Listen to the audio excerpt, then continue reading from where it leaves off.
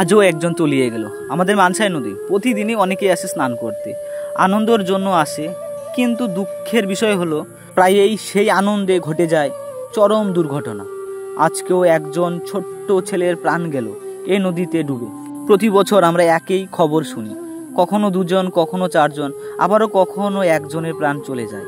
এই মৃত্যুর কারণ শুধু নদী নয়, আমাদের অসাবধানতা।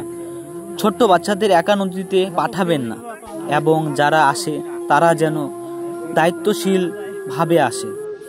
এক মুহূর্তের অসাবধানতা হতে পারে সারা জীবনের কান্না।